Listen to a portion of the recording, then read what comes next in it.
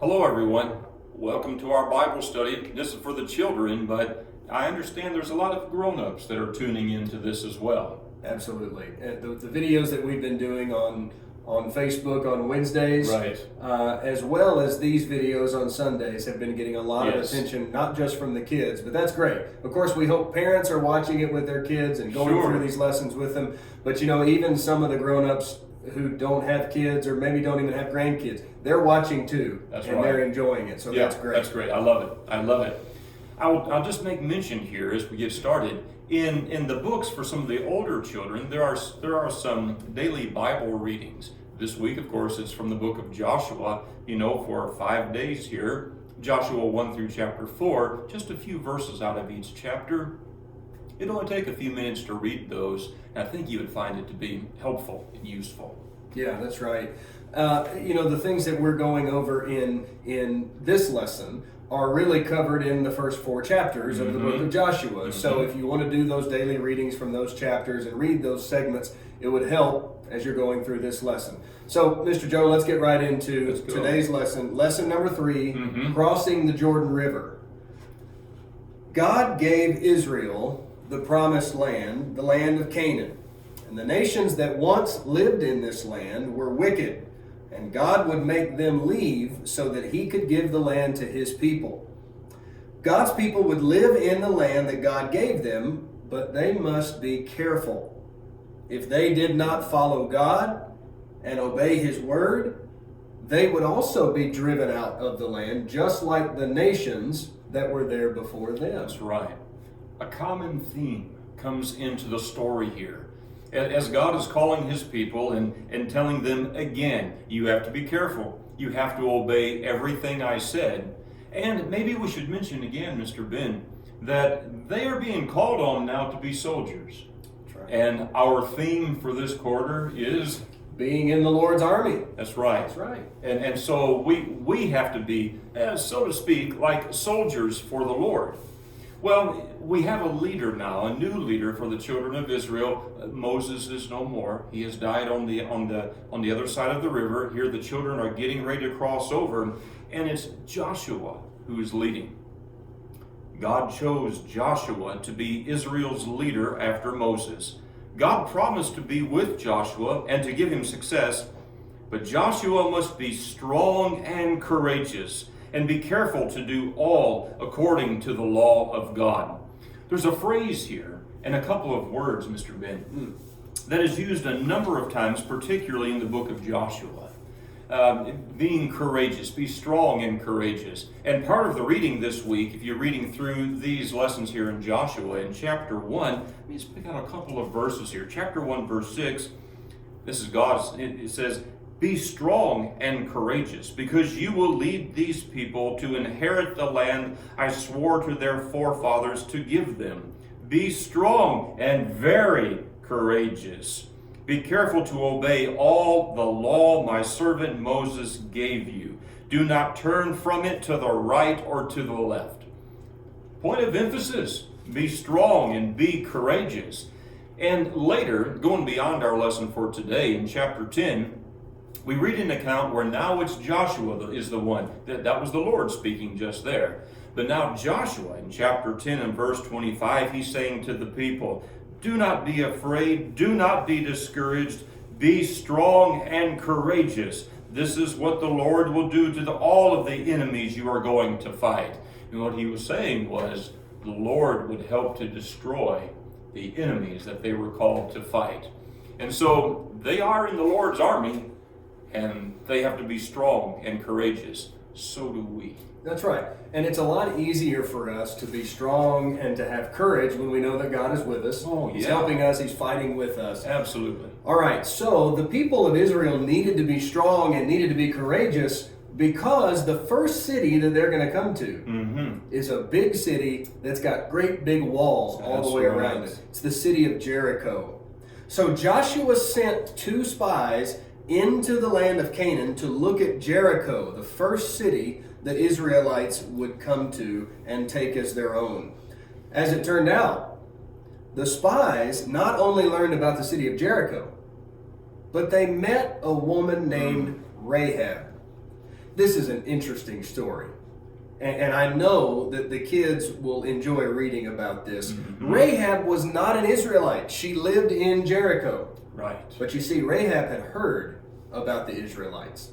And she and the people of Jericho in that city had heard about what happened in Egypt. Yeah. And how the Israelites were coming out of Egypt and making their way to Jericho and to Canaan. Oh, yeah. And that God was with them. That God was blessing them, that he was performing great miracles. And Rahab said to these two spies, we're all afraid. Mm-hmm. We are scared of the people of Israel because we know that your God is with you. Rahab had faith in God, the God of Israel, even though she was not an Israelite herself. I think we need to remember as well here the city of Jericho. When we come to our map studies, we need to add that in.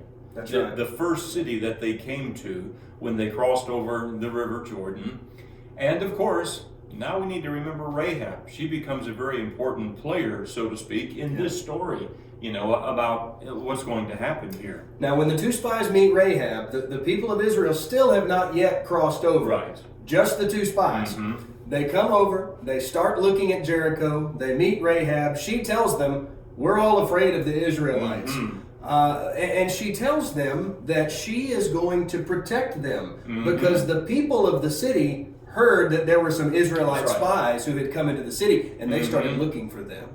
And I suspect, Mr. Joe, that if they found those Israelite spies, they probably weren't going to ask them to stay for tea. I don't think so. I think they would have killed them because they were so afraid of the Israelites. They could see them across the river that perhaps they thought that would send a message back to the other side. I don't know. But Rahab says to the spies, come into my house. And she hid them, she protected them, and then when the men of the city came to find those spies, they couldn't find them. Right. Now, the spies told Rahab that when Israel came into Jericho to take the city, that she needed to take a red cord, a scarlet cord, and hang it out of her window. Mm-hmm. And that way, when the Israelites saw that cord in the window, they would know, don't harm the people in that house. This very much becomes a lesson about faith. That's right. The faith of Rahab in God was so great that she knew that if she would serve God, that he could protect her. That's right. That's right. So, the spies are going to go back and give their report, and now it's time for the Israelites to cross the Jordan River and go conquer Jericho. Can you imagine this now? Can you imagine the night before crossing the river? I mean, could you have slept that night? I mean, that would have been hard because, first thing I'm thinking, how are they going to cross? Right. They must be wondering, how are they even going to cross the river? But God already has that worked out. Has God ever parted a river before? Well, that he has. But that was 40 plus years ago. And it wasn't just a river. Yeah. It was a sea, wasn't it? Yeah. But God's done this before, right? God's power is demonstrated again. But if we can just imagine waking up on the morning that Israel's going to cross over the Jordan River and enter the promised land. The nation of Israel had been thinking about this and planning on this and waiting for this for a very, very long time. And so you can understand why in chapter 3 of Joshua it says that Joshua rose early in the morning. He was anxious. He was anxious. Yeah. There was a lot to do on this day. And so the people were ready then to cross over the river. But now that brings us back to how are they going to cross that river? Yeah. How do they do that? Well, the priests, and this is God's plan, the priests were to carry the Ark of the Covenant ahead of the people. And when they walked out to the river parted and the priest walked out into the river first. You mean that ark? You mean that big boat with all those animals on it? No, not that ark. This is very different. We're not talking about the ark. I was going to say, how did they carry that? No, they couldn't have carried that.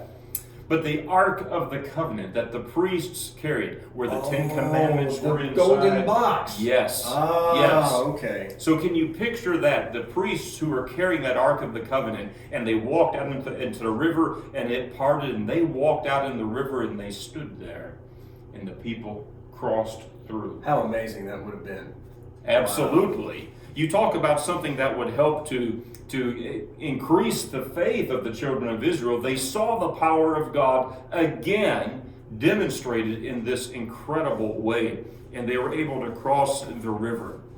And so I think that's a pretty exciting part of the story too. Yeah, I wonder what the people of Jericho thought about that. Oh, remember we talked already about how scared they were. They were trembling, knowing that the Israelites were on the other side of the river. Can you imagine what they thought when they saw them crossing through the river, coming to the city of Jericho?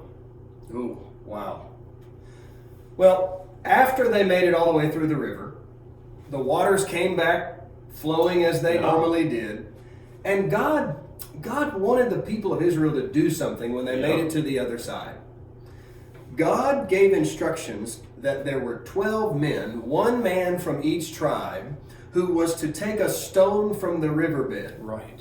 And they would take these stones and they were going to make them into a memorial. Mm-hmm. They were going to make a memorial that would remind the people. Memorial kind of sounds like memory. Right. It would remind the people of what God had done for them in helping them cross the Jordan River on dry ground. Those memorials that God had the people set up at various places, they were important memorials, not just for the people who lived at the time, Right. people who experienced maybe the crossing of the Jordan River, but God was thinking about the generations that would come later as well. That one day children would go to their parents or their grandparents and say, "Why is there a heap of stones here?" And their parents and grandparents would be able to tell them the story of They what would happened. say, well, that's more than just a heap of stones. That's right. That's right. It meant something very important. And so this way, the Bible story was able to be told over and over because of that memorial, that reminder. God used a lot of memorials throughout the Bible time. And in fact, even today, there's a very important memorial that we remember every first day of the week as Christians. It was a memorial as well. That's right. Set up by God. That's right. And of course, Mr. Joe is talking about the Lord's Supper, which is something that we do every Sunday when we come together as God's people. I'd like to make a couple of points of application about this memorial thing. One for kids, and then another application for parents and grandparents. First, let me say to the kids about these memorials, like the Lord's Supper, which we mentioned. You may see your parents, your grandparents, participating in the Lord's Supper every Sunday. Or there may be something else that we do in our worship gatherings when we come together as a church, and you may think, why do we do that? I don't understand. What is it that we're doing? Kids, can I say to you that if you ever think that, please ask. Ask your parents about that. Mom, what are we doing? Can you explain this to me? It's always a good thing to ask when you don't know something. That's right. And when you ask the question, you're doing the very thing that God said He wanted to happen when He asked that these memorials be set up. Right. But then let me say, secondly, to parents and to grandparents, when your children or your grandchildren ask you that question, what is the Lord's Supper? Why is that important? Why do we do that every Sunday? Parents, grandparents, what an opportunity that is for you. That's an amazing opportunity presented to you. God is presenting you with that moment to teach your children and your grandchildren about things that truly matter. Don't let those moments slip away. Absolutely. There are so many teachable moments that come to us in life, and teachable moments that God has set in place for us to use that I'm afraid sometimes we let slip by. We can get so busy with so many things going on in day-to-day life that as parents and grandparents, we let those opportunities go. But again, Mr. Ben, like you were saying to the children, please ask questions. Children, when you have questions about why do we do this, or what does God mean by this, please ask. Absolutely. All right, well, that ends lesson 3. But before we close out, we need to do a little bit of memory work. Yeah. Okay. Reminding ourselves a little bit of some things that we've studied in the past. We've gone through now the first, 5 books, really, Right. because now we're getting into Joshua. Yeah. We've really gone through the first 5 books of the Old Testament, and now we're getting into Joshua, which is the 6th book. But let's see if we can remember some things about those first Right. 5 books. Okay, we need to. And we've done this before, and even Wednesday night, I think we did some review on this, or maybe we didn't this time, but we meant to. I don't remember. But maybe we'll do it this next time. All the videos run together now. Yeah, they do. Yes, they do. You know, Mr. Joe, the book of Genesis. How might we remember the book Oh. of Genesis? Do you remember talking about that last week, kids? what comes to my mind always first with Genesis is the beginning. The beginning. It's the beginning of all things. It's God's creation, the beginning of creation. And you think of such events as like the Tower of Babel, and we think about those patriarchs like Abraham. Yeah. You know, God's relationship with Abraham and his people, all in the beginnings. That's right. The book of Genesis. The book of beginnings, which is Yes. what Genesis means. All right. Now, the second book of the Old Testament is the book of Exodus. Yes. And what was the helpful hint that we gave last week to remember the book of Exodus? It kind of sounds like exit. Exit us. Yes. Yeah, that's right. Exit, where you go out. Like sometimes in a building, in a room, there's a sign that says exit. Well, Exodus was the going out of Egypt. That's God right. led the people out. That's right. When Moses came back to Egypt, where he was raised, where he grew up, and he led the Israelites out of Egypt. And they also, one other significant thing that we need to remember from Exodus was when the people came to Mount Sinai. Oh, yeah. And they received the law of Moses. Mm-hmm. They entered into the covenant with God. All of that happened in the book of Exodus. Yeah. Our third book, Leviticus. All right, Leviticus. The book that so many don't like to read. I know. It's kind of hard to read. There are I've some read hard that. things in Leviticus, that's for sure. But some powerful lessons. That's right. And I think it's helpful if we remember what is in the book of Leviticus, Mm-hmm. and then let's connect that to the name, the word Leviticus. What is Leviticus all about? Well, we said that Leviticus is all about two things, really. Mhm. Being holy Right. as God's people, Mhm. and the priests and the sacrifices that the priests offered. Now, it's Mhm. that second one that we need to connect to the name That's right. Leviticus. How do we do that? Well, what comes to my mind with that is, where did the priests come from? What tribe were they of? The tribe of Levi. That's it. That's it. Leviticus, Levi, all right, is where that name comes from. Okay, good. All right, Mr. Joe, what's our fourth book? Numbers. All right. The book of Numbers. That's right. And that book, the book of Numbers, is really about two primary things that we want to remember.